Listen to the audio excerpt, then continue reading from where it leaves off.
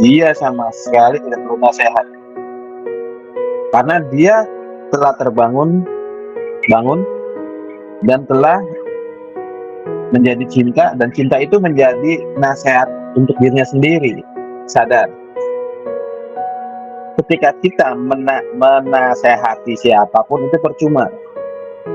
Tetapi ketika kita menaburi dia dengan kasih sayang, dengan cinta, tanpa mencampuri privasinya, kita hanya menyayangi, mencintai, dia berlahan akan terbangun dan akan ternasehati dengan sendirinya, oleh dirinya sendiri. Manusia itu sebenarnya akan mendapat nasihat dari dalam dirinya sendiri ketika cintanya sudah memekar.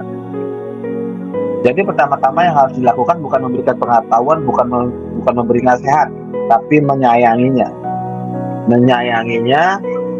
mencintainya dengan tulus, tanpa syarat, tanpa menilai baik dan buruk, maka dia akan mendapatkan cinta di dalam dirinya, akan bertemu dan akan ternasehati secara alami oleh dirinya sendiri. Dan disitulah ketika dia telah tersentuh dengan nasihat dirinya sendiri, telah ternasehati oleh dirinya sendiri, itu yang disebut kesadaran nanti tumbuh. Bangunkannya bukan dengan nasihat, bukan memberi pengetahuan, bukan melihat dia salah atau benar, bukan menilai dia baik dan buruk, tapi menyayanginya dengan tulus, merawatnya tanpa merusak privasi hidupnya. Iya. Nanti kalau cintanya sudah hidup, privasi itu pun akan menjadi hal yang sangat hilang. Iya. Saya tidak pernah melarang siapapun untuk berbuat bagaimanapun. Mau mabok silakan, mau datang silakan, mau kabur silakan, tidak pernah mencegah. Mau marah-marah silakan, tidak pernah mencegah. Karena air hujan yang turun dari langit tidak pernah membawa nasihat untuk tumbuhan itu tumbuh, rumput-rumput tumbuh, tidak.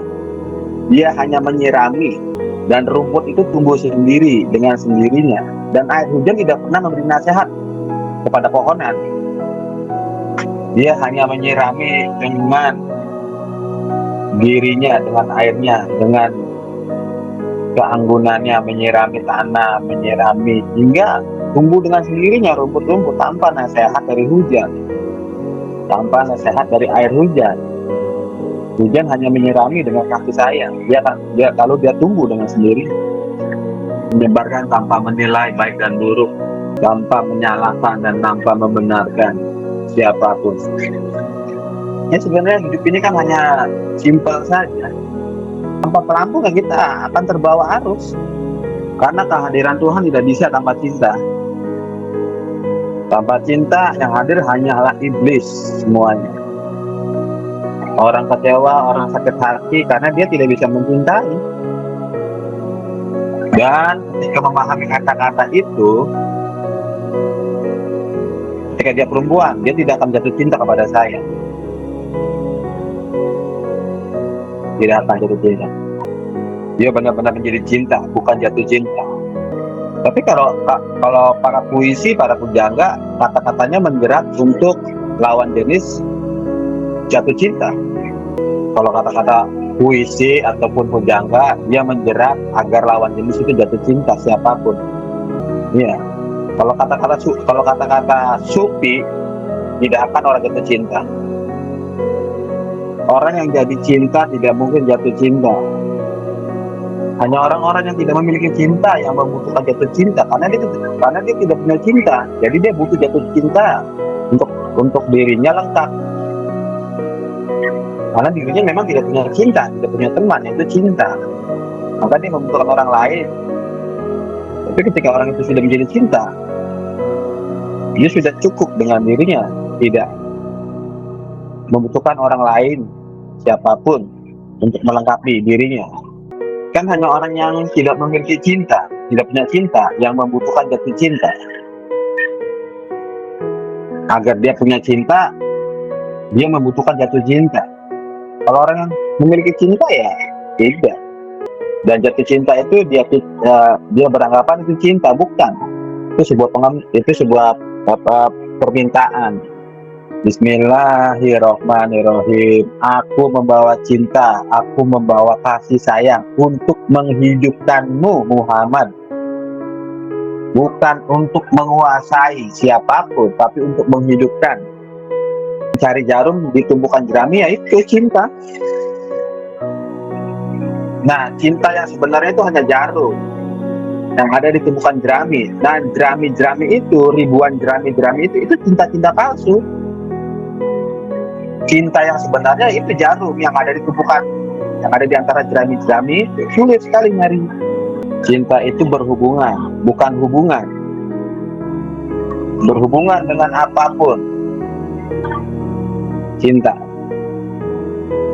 Dia bukan hubungan, karena hubungan itu sesuatu yang mati, tertutup. Sedangkan cinta itu menyebar seperti udara. Dia berhubungan, berkaitan dengan apapun dan dengan siapapun, dan bukan hubungan. Cinta yang sejati bisa mencintai seseorang tanpa fisiknya, tanpa memerlukan fisiknya, dan tanpa bertemu fisiknya. Itu cinta sejati. Tapi cintanya seorang pengemis sangat memerlukan fisiknya. Aku bisa mencintaimu tanpa kamu ada di sampingku. Kok bisa? Bisa. Karena aku telah menemukan cinta itu sendiri. Jadi aku bisa mencintaimu tanpa fisikmu. Jadi temanya pada tahun ini adalah tema cinta. Kesadaran tidak bisa hidup tanpa cinta. Seakan diberikan rangka tubuh tapi tidak diberikan nyawanya. Bagaimana tubuh bisa hidup kalau tidak ada nyawanya? Bagaimana kesadaran bisa bangun, bisa memekar tanpa diberikan cinta? Tanpa ada cinta, bagaimana kesadaran bisa terjaga? Nah, konteks-konteks cinta inilah yang dilewatkan oleh mereka. Kesadaran tanpa cinta mati, bukan kesadaran, hanya sebuah pengetahuan. Ya orang-orang kan orang-orang itu kan membutuhkan energi negatif, membutuhkan terapi, membutuhkan healing melalui metode-metode tertentu karena mereka tidak memiliki cinta. Ya karena ketika manusia memiliki cinta, sudah bertemu dengan cintanya, cinta itu akan menyembuhkan secara otomatis. Tapi karena orang tidak mengenal cinta, tidak menyentuh cinta yang sejati, dia membutuhkan bantuan cinta yang sifatnya pembinatangan. Ya semua rata-rata cintanya itu memiliki sifat pembinatangan secara psikologi. Dia ingin menguasai, dia ingin mencicipi tubuhnya, memakan bagian-bagian tubuhnya setelah dia mendapatkan cinta dengan rayuannya. Nah itu cinta binatang dengan cintanya yang sejati. Cinta sejati tidak membutuhkan fisik, sedangkan cinta kebinatangan membutuhkan fisik karena itu makanan dia. Wanita cinta kebinatangannya membutuhkan alat kelamin, pria pun sama, membutuhkan fisik, vaginanya. Tapi cinta seorang sufi, cinta sejati tidak membutuhkan fisik. Karenanya dia memiliki cinta tanpa syarat apapun syaratnya. Jika cinta sudah berkaitan dengan fisik, menginginkan fisik, menginginkan fisik psikologis kehewanan itu, maka gugurlah bunga itu. Bunga mawar tidak lagi memiliki keindahannya, dia mati, jatuh, gugur ke tanah. Tidak memekar. Pemekarannya berhenti sampai di situ.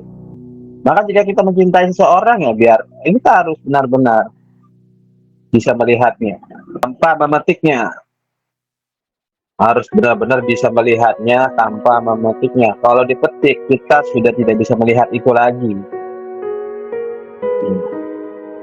Karena ketika manusia menggunakan pengetahuannya, menggunakan asumsi ilmu pengetahuannya, di situ akan ada konflik pada dimensi perasaan-perasaan satu sama lain. Ya, walaupun tidak terucap, tapi pasti ada perang, gelombang secara dimensi perasaan.